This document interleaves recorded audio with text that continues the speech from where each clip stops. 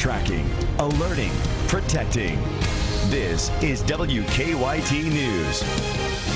Good afternoon, Bill Bryant and Barbara Bailey for WKYT News as we approach 12:30. You know, it's amazing the difference one day can make here in Kentucky when it comes to weather. And especially, you said it, in Kentucky. After a sunny day with warmer temperatures, things have turned cold and wintry today. Light snow showers are still moving across parts of the area. Now, this is a picture from Jackson County, where about an inch of snow is on the ground. We may even see more snow this weekend. Let's go to WKYT meteorologist Micah Harris. He's tracking some changes now to our forecast this afternoon. Hey, Micah. Jackson County guys have actually gotten the brunt of this, right around an inch to an inch and a half, and you still have a little bit more to go. We may finish off right around 2 inches in that area. And also to the east, look at the east. Hey, we spoke about this past couple of days. The eastern zones will have the best chance of picking up better accumulation right there around an inch, maybe even 2 inches in some isolated spots. The western zones is slowly fading apart. You could still have at least a shot at some snow, but all focus is now over toward the east because that's where we're having some of those roads taken over with some snow. Rogers Parkway, Mountain Parkway, work your way down, say 25 and headed down 421. There's some issues there, and also 64 over toward Moorhead, and that's why we have that winter weather advisory in effect until 8 p.m. for the blue shaded area. And you can see that. Look, once we get off into the evening, that's when it slowly fades away. And you look at the grass around town, Richmond, Lexington, not really much. Corbin does have some, but not too much. In Frankfort, you can kind of see it on the side right there. There hasn't been a whole heck of a lot around the bluegrass, but it's that east and southeast that always gets the better portion of this snow and that moisture content. So going off into the night, we fade those things away. The problem is tomorrow morning we'll be right around 10 degrees. This snow is going nowhere anytime soon. It's going to stay wherever it is unless you can throw some salt on the roads or maybe scoop it off the road. But other than that, heads up for some slick spots tomorrow morning. We could possibly do this all over again on Saturday, and that's a big day, Valentine's Day, and I'll show you that coming up. All right, thank you. So far, the flurries haven't caused any major problems on the roads. In Scott County, the road department says there was plenty of salt left on the road from earlier this week.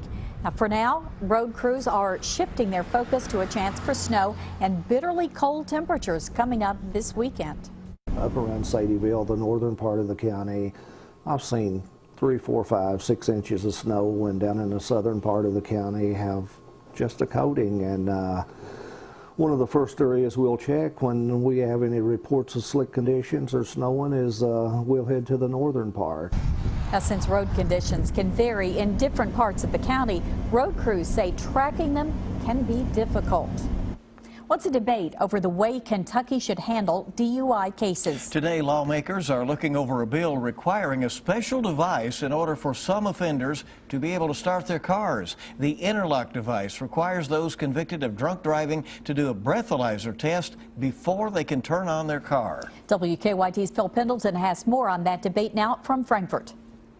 I'm told that 24 states already have these ignition interlock devices, and the debate here in Kentucky has been going on for at least 7 years on whether this state should also adopt this legislation. Now, there are 2 bills in the General Assembly this year, one in the House and one in the Senate. Discussion this morning was on the Senate bill, which would replace the current hardship license with the ignition interlocking system. Senator Morvan McGarvey is sponsoring the bill. This is the single most effective tool we have to eliminate drunk driving. Is anything 100% effective? No. But in the states that have introduced ignition interlock devices, fatalities have decreased by 30%. Now, there was a lot of debate this morning on whether this device should actually replace the hardship license. One senator even stated it simply messes with the current DUI bill. There was also some debate on who's going to pay for this device, which can be rather expensive. Much more later today, but for now in Frankfort, Phil Pendleton, WKYT. Phil, thank you. The committee did not take a vote this morning, but that could happen later this afternoon. Well, new details came out during a hearing for a man accused of killing his girlfriend. Paris Charles is charged with murder in the death of Goldie Massey. Pieces of her body were found in 2 counties this fall, not long after she'd been reported missing. Today, police told the court they found large amounts of Massey's blood in Charles's home. They say during a search, they also noticed missing carpet and repainted doors and walls. Do you have any theory as to where this homicide occurred? Yes, ma'am, at his residence. After today's hearing, Charles's case will be heading on to a grand jury. A state lawmaker charged with DUI wants a trial. Brandon Smith's lawyer entered a not guilty plea on his behalf during a hearing in Frankfort this morning. The judge took Smith's license away until the trial because he refused to submit to a breathalyzer test during his January arrest. Johnson, the attorney, originally filed a motion asking the charge be thrown out based on a rule from 1891 preventing lawmakers from being prosecuted. I would have liked to have been arguing that today, but he felt like that he did not want to rely on that he felt you ought to go through the justice system, and that's what we're doing.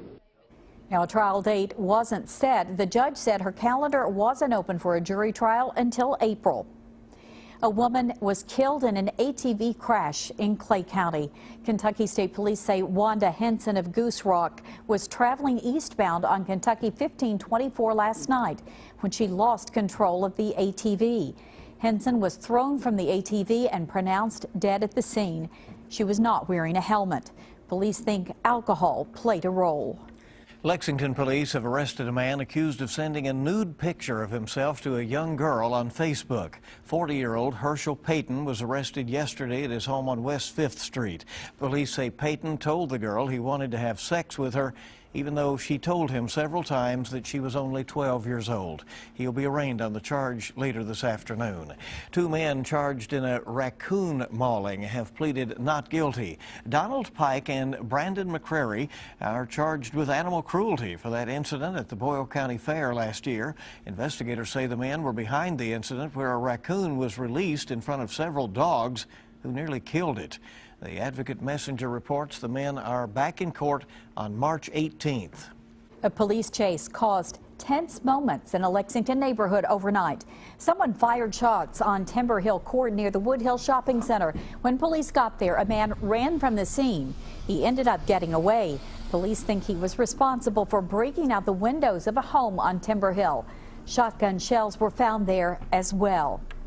Police have arrested a man suspected of trying to rob a restaurant. Scott Hobbs was caught on Wilton Avenue.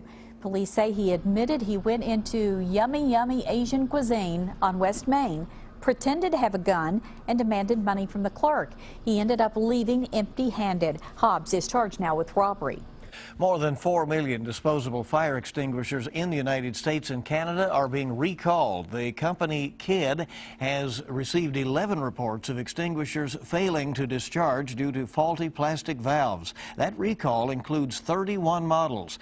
The extinguishers were sold in stores and online from August of 2013 through November of 2014. Consumers can contact Kidd for a replacement. We have information about that at WKYT.com. Well, the reason that regular screenings might not be the best way for women to catch breast cancer is in the news today. And smoking may be killing more Americans than previously thought. Ebony Williams has details in this Better Living report.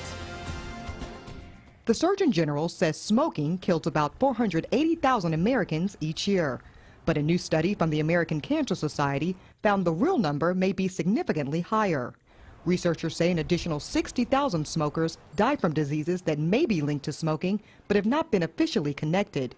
Those diseases include hypertensive heart disease, renal failure, and infections. For women with dense breast tissue, education may be the best way to prevent breast cancer, not mandatory screenings. Harvard radiologists found that laws requiring extra screenings, like MRIs and ultrasounds, are well-meaning but can lead to false positives and unnecessary procedures. Instead, they suggest doctors speak with their patients and explain the risk factors. And patients with low levels of vitamin D may be at higher risk for severe stroke. A study presented at a meeting of the American Stroke Association says vitamin D deficiency may also predict poor health for months after a stroke. The findings may lead to future research on whether vitamin D supplements can protect high-risk patients. Those are some of the day's top health stories. Ebony Williams, CBS News, New York.